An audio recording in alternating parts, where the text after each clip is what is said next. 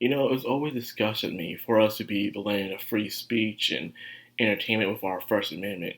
We be that one country that tries so hard to censor everything to the point that we're just to please China. And it kind of made me sick. No, it does make me sick. Like, I remember growing up, we had so much stuff that we could see and do and stuff, and video games and TV shows, and it was amazing. We had those edgy humor, those cruel jokes, the nudity, the blood back in the day in the early 2000s, even in the 1990s, and then all of a sudden, in this modern soft era, I call it a soft era. Everyone's becoming soft, where we have to censor everything. We have to think about everyone's feelings all the time. We're not truly allowed to express ourselves unless it's the right opinion.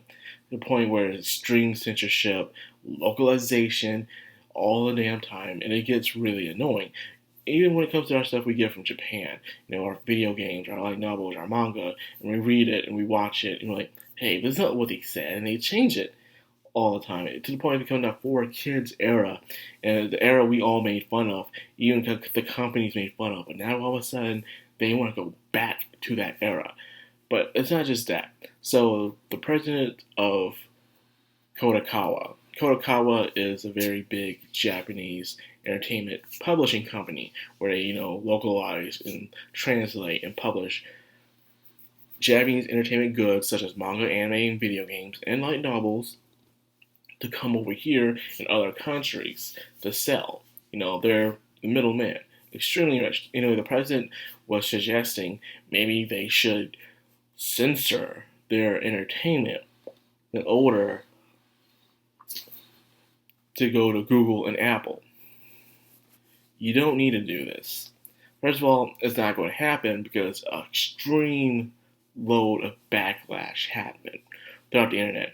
Not just with some Westerner fans, but of course the Japanese fans. Mainly Japanese fans, and even my man leading the forefront, Ken Akamatsu. You know who Ken Akamatsu is? I be bringing him up from time to time. He is the dude who created Lovehina Negima and UQ Holder. And he's been really on the forefront, always going to these companies or even to government officials to let them know about what's going on inside of the entertainment business, the nerdum culture mainly, what's going on, fighting for free speech, fighting not to be censored, fighting for their will to create what they want all the time. I follow this dude on Twitter all the time, and he's always talking about things like this, making sure that they have their rights to do what they please to do in their stories. And it's the reason why people are moving the manga when it comes to comics. Because when it comes to manga and comics here in America, no matter how good you are, if you can't get inside that inner circle that they have now here, you can't really get yourself published into major companies most of the times unless it fits their agenda.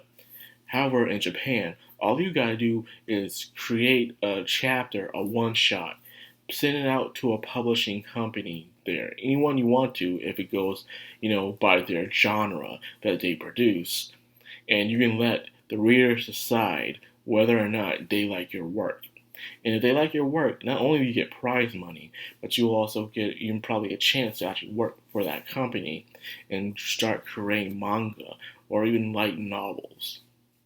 It all depends on your own talent and whether people like your product, which it always should be. I wish America would practice that more. Hell, if they did that, we'll probably have even more great comics out. But unfortunately, we don't do that here. We have to just follow independent work. But sometimes it's hard to find good independent work because they don't get pushed. You have to really dig for it. You have to hear it from word of mouth in order to see it, which is sad. I'm getting off topic here. The fact is that the dude had to take a backlash. Not only that he also take 2,000, I believe, out of his paycheck in order to apologize. So Kadokawa said that what the president said does not reflect on the views and opinions of the staff that they represent there, which is amazing. That Japan, no matter how hard, we've been hearing rumors that people in Crunchyroll and Funimation are trying to sneak in and trying to tell people this is how people want to watch anime now. This is how people want to read manga now.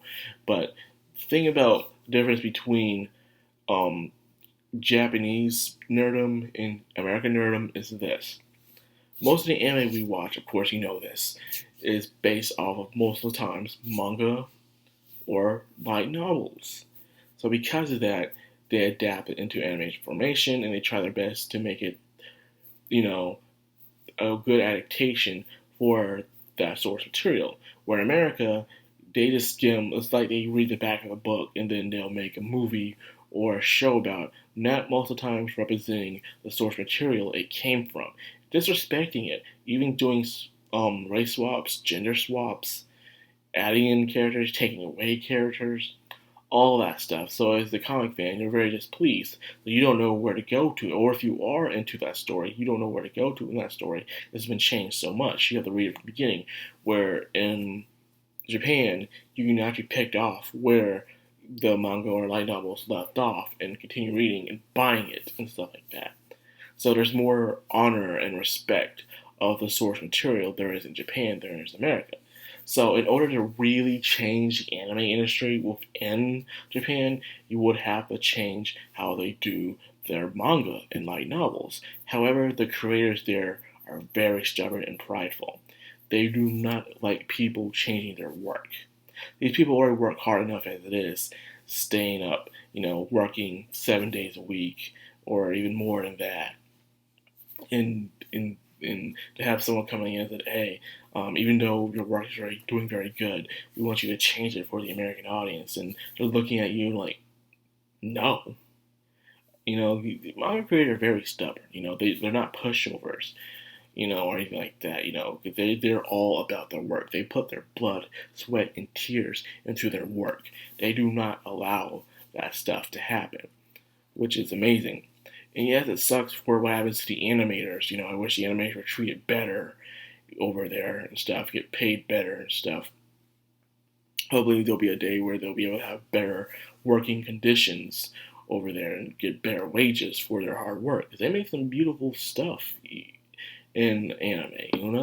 So it sucks hearing that they don't get paid much. All over here, they barely make any shows, and the director will get all the credit for it most of the times. And they'll just most times piss off the fans just for the sake of it, for publicity, which sucks.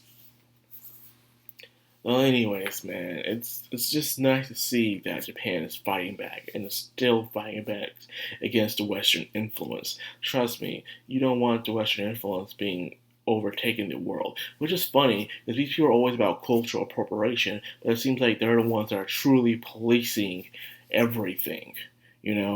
Like, yeah, it's cultural appropriation until we don't like it, and then we would want you to change it. That's how it really feels like to me, and people can see through the bull crap. But anyways, I believe that's all I got for this vid, man.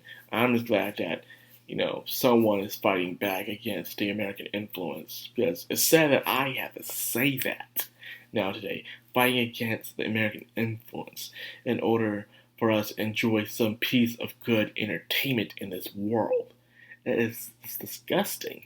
I don't remember last time I rewatched, only thing I really watch in America now, that's now out, is Bog Burgers and Rick and Morty. Yeah, and that's pretty much it. I'm tired of The Walking Dead, both series. I guess I'm entertained by Ghost, the sequel to Power, I guess. But those are from Stars. But other than that, I don't watch anything that comes on TV because it's just terrible.